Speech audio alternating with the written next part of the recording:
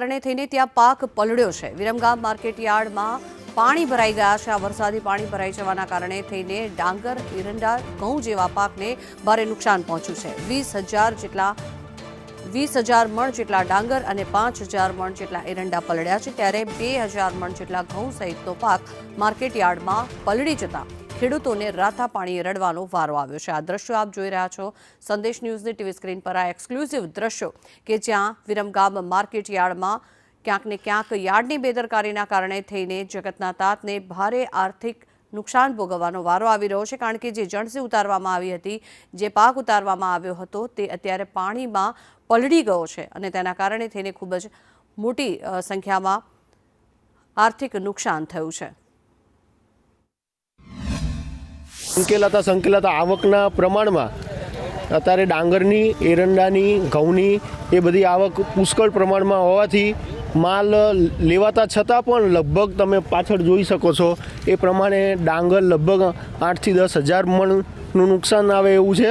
પડી રહેલો માલ તમે જુઓ છો, પાણીમાં દેખાય છે, ઊભી બોરીઓ પલળી ગયેલ છે। એરંડા તમે જુઓ તો ઢગલો હોય છતાં સામે તમે જોઈ શકો છો કે વેપારી પોતે લઈ શકે છે એમ, અને પાણી આખા માર્કેટ યાર્ડમાં ભરાઈ ગયેલ છે। અને અત્યારે પાણી કાઢવાની વ્યવસ્થા ચાલી રહી છે અને વેપારી બધા પોતપોતાનો માલ ઠગે વગે થાય અને નુકસાન જેમ બને એટલું ઓછું થાય એ પ્રમાણે એ દિશામાં આગળ વધી રહ્યા છે। પીએમસીમાં પાણી અત્યારે ઘણું ભરાયેલું છે, વેપારીઓ પરેશાનીમાં છે। એક વેપારી અલ્તાફી ટ્રેડિંગ કંપનીના લગભગ 50 મણ એરંડા તણીને બહાર ગયેલા છે અને એ લોકો પોતે માલિક અત્યારે ભેગા કરી ગટરના પાણીમાં અને ભેગા કરીને કોથળા ભરે છે, સમજ્યા? આવી પરિસ્થિતિમાં છે। આ પેટે સરકાર થોડું ઘણું વળતર વેપારીઓને સહાય કરે એ માટે અગાઉ સરકારે જાહેરાત કરેલી, પણ અહીંયા આવક માલની પુષ્કળ આવક છે અને આવકની દ્રષ્ટિએ ઘણી આવક હોવાથી માલ ઘણો સગે વગે થઈ ગયેલ છે, પણ છતાં મજૂરની વ્યવસ્થા થોડીક ઓછી છે, એના હિસાબે માલ રહી ગયો છે।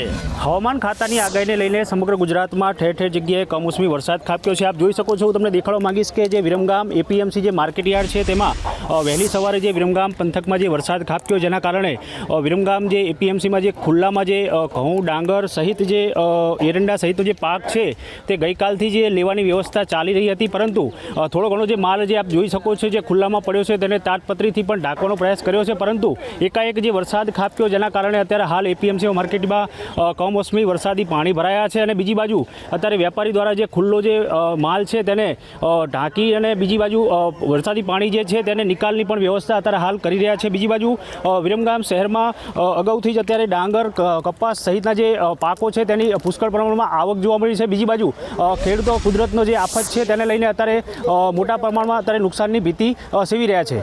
પિયુષ ગજ્જર, સંદેશ ન્યૂઝ, વિરમગામ।